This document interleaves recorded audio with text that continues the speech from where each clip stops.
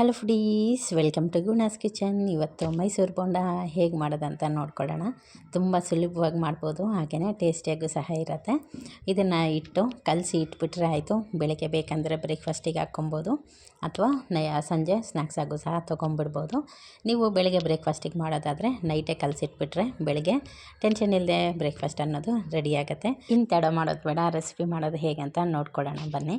ಮೊದಲನೇದಾಗಿ ಇಲ್ಲಿ 2 ಕಪ್ಪಷ್ಟು ಇಲ್ಲಿ ಮೈದಾ ಹಿಟ್ಟನ್ನು ತೊಗೊಂಡಿದ್ದೀನಿ. ಇದಕ್ಕೀಗ ಕುಕ್ಕಿಂಗ್ ಸೋಡಾ ಅಥವಾ ಅಡುಗೆ ಸೋಡಾ ಏನಿದೆ ಅದನ್ನು ಸೇರಿಸ್ಕೊಳ್ತಾ ಇದ್ದೀನಿ, 1/4 ಸ್ಪೂನಷ್ಟು. ಹಾಗೆಯೇ ರುಚಿಗೆ ತಕ್ಕಷ್ಟು ಉಪ್ಪು ಹಾಕ್ಕೊಂಡಿದ್ದೀನಿ.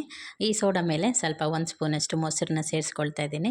ಅಡುಗೆ ಸೋಡಾನ ಬಳಸುವಾಗ ಅದರ ಮೇಲೆ ನೀರು ಅಥವಾ ಮೊಸರು ಹಾಕ್ಕೊಂಡ್ರೆ ಅದು ಆ್ಯಕ್ಟಿವೇಟ್ ಆಗುತ್ತೆ. ಹಾಗಾಗಿ ಈಗ ಉಳಿದಿರ್ತಕ್ಕಂಥ ಪದಾರ್ಥಗಳನ್ನು ಸೇರಿಸ್ಕೊಳ್ಳೋಣ. 2 ಎಸಳಷ್ಟು ಕರಿಬೇವು, 2 ಹಸಿಮೆಣಸಿನ್ಕಾಯಿ ಹೆಚ್ಚಿಟ್ಕೊಂಡಿದ್ದೆ, ಹಾಗೆ 1 ಇಂಚಷ್ಟು ಶುಂಠಿ, ಇಷ್ಟನ್ನು ಸಹ ಇದಕ್ಕೆ ಸೇರಿಸ್ಕೊಳ್ತಾ ಇದ್ದೀನಿ.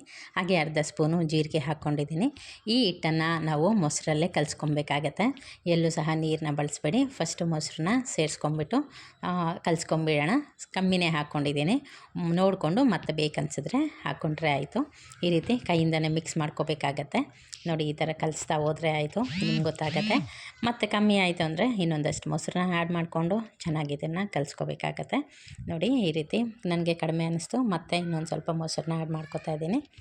ಹಿಟ್ಟನ್ನ ಚೆನ್ನಾಗಿ ಕಲಿಸ್ಕೊಳ್ಳಿ, ಆವಾಗಲೇ ಈ ಮೈಸೂರು ಬೋಂಡ ಅನ್ನೋದು ತುಂಬ ಚೆನ್ನಾಗಿ ಬರುತ್ತೆ. ಈ ರೀತಿ ಹೊಡಿತಾ ಕಲಿಸ್ತಾ ಹೋಗಿ ತುಂಬ ಫ್ಲಫಿಯಾಗಿ ಬರುತ್ತೆ ಹಿಟ್ಟು.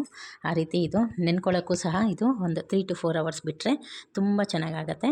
ಈ ರೀತಿ ಚೆನ್ನಾಗಿ ಮಿಕ್ಸ್ ಮಾಡ್ಕೊಂಬಿಟ್ಟು ಇದನ್ನು ಕಲಿಸಿದ್ರೆ ಆಯಿತು. ಹಾಗೆಯೇ ಕೆಲವರು ಇದಕ್ಕೆ ಅಕ್ಕಿ ಹಿಟ್ಟನ್ನ ಈ ಕಲಿಸುವಾಗಲೇ ಮಿಕ್ಸ್ ಮಾಡ್ಕೋತಾರೆ.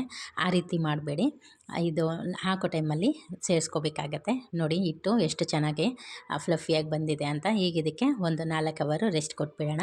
ನಂತರ ಇದಕ್ಕೊಂದು ಚಟ್ನಿ ರೆಡಿ ಮಾಡ್ಕೊಂಬಿಡೋಣ. ಅದಕ್ಕಾಗಿ ಇಲ್ಲಿ ಹುರಿದಿರ್ತಕ್ಕಂಥ ಕಡಲೆಬೀಜ, ಹಾಗೆ ಹಸಿಮೆಣ್ಸಿನ್ಕಾಯಿ, ನೀವು ಒಣಮೆಣ್ಸಿನ್ಕಾಯಿ ಬಳಸ್ತೀರಂದರೆ ಅದನ್ನು ಸಹ ಹಾಕ್ಕೊಬೋದು. ಹಾಗೆಯೇ ಒಂದು ಅರ್ಧ ಹೋಳಷ್ಟು ತೆಂಗಿನ ಚೂರುಗಳನ್ನು ಕಟ್ ಮಾಡ್ಕೊಂಡಿದ್ದೆ, ಅದು ಹಾಕ್ಕೊಂಡಿದ್ದೀನಿ. ಹಾಗೆ ಶುಂಠಿ ಮತ್ತು ಬೆಳ್ಳುಳ್ಳಿ, ಸ್ವಲ್ಪ ಹುರ್ಗಡ್ಲೆ, ಇಷ್ಟನ್ನು ಸೇರಿಸ್ಕೊಂಡು ರುಚಿಗೆ ತಕ್ಕಷ್ಟು ಉಪ್ಪನ್ನು ಹಾಕ್ಕೊಂಡು ನೀರು ಹಾಕಿ ಒಮ್ಮೆ ಇದನ್ನು ಮಿಕ್ಸಿ ಮಾಡ್ಕೊಂಬರೋಣ. ನೋಡಿ, ಈ ರೀತಿ ತರಿಯಾಗಿ ಮಿಕ್ಸಿ ಮಾಡಾದಮೇಲೆ ಕೊತ್ತಂಬರಿ ಸೊಪ್ಪನ್ನು ಹಾಕ್ಕೊಂಡು ಇನ್ನೂ ಸ್ವಲ್ಪ ನೀರು ಸೇರಿಸ್ಕೊಂಡು ಇದನ್ನು ರುಬ್ಕೊಂಬಂದರೆ ಆಯಿತು. ನೋಡಿ, ಚಟ್ನಿ ರೆಡಿ ಆಯ್ತಲ್ಲ. ಹಿಟ್ಟನ್ನು ಸಹ ರೆಡಿಯಾಗಿ ನೆಂದು ರೆಡಿ ಇದೆ. ನೋಡಿ, ಈಗ ಹಾಕೋ ಟೈಮಲ್ಲಿ 1 ಟೇಬಲ್ ಸ್ಪೂನಷ್ಟು ಅಕ್ಕಿ ಹಿಟ್ಟನ್ನ ಹಾಕ್ಕೊಂಡ್ರೆ ಈ ಮೈಸೂರು ಬೋಂಡ ಅನ್ನೋದು ತುಂಬ ಕ್ರಿಸ್ಪಿಯಾಗಿ ಮೇಲ್ಗಡೆ ಒಳಗಡೆ ಸಾಫ್ಟಾಗಿ ಬರುತ್ತೆ. ತುಂಬ ಚೆನ್ನಾಗಿರುತ್ತೆ. ಈ ಒಂದು ಸ್ಟೆಪ್ನ ಮಿಸ್ ಮಾಡದೆ ಫಾಲೋ ಮಾಡಿ ಅಂತ ಹೇಳ್ತೀನಿ. ನೋಡಿ, ಈ ರೀತಿ ಇರಬೇಕು ಹಿಟ್ಟು ಅನ್ನೋದು. ಎಣ್ಣೆ ಕಾಯ್ಲಿಕ್ಕೆ ಇಟ್ಟಿದ್ದೆ, ಕೈನ ಒದ್ದೆ ಮಾಡಿಕೊಂಡು ಸ್ವಲ್ಪ ಹಿಟ್ಟನ್ನ ತೊಗೊಂಡು ಈ ರೀತಿ ಎಣ್ಣೆಯಲ್ಲಿ ಬಿಟ್ಕೊಂಡ್ರೆ ಆಯಿತು. ಚೆನ್ನಾಗಿ ಇದನ್ನು ಬೇಯಿಸ್ಕೋಬೇಕಾಗತ್ತೆ. ಎಣ್ಣೆ ತುಂಬ ಕಾದಿರಬಾರ್ದು. ಇದನ್ನು ಹಾಕ್ಕೊಳ್ಳುವಾಗ ಮೀಡಿಯಮಲ್ಲಿ ಕಾದಿದ್ರೆ ಆಯಿತು.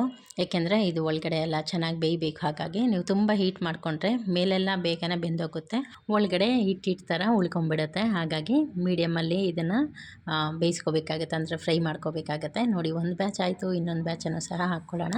ಇದನ್ನು ತಿನ್ನುವಾಗ ಯಾರಿಗೂ ನಾವು ಮೈದಾ ತಿಂತಾಯಿದ್ದೀವಿ ಅಂತ ಮೈಂಡಲ್ಲಿ ಬರೋದೇ ಇಲ್ಲ. ಅಷ್ಟು ರುಚಿಯಾಗಿ ಇರ್ತಕ್ಕಂಥ ತಿಂಡಿ ಅನ್ಬೋದು. ನೀವು ಕೂಡ ಟ್ರೈ ಮಾಡಿ. Thank you.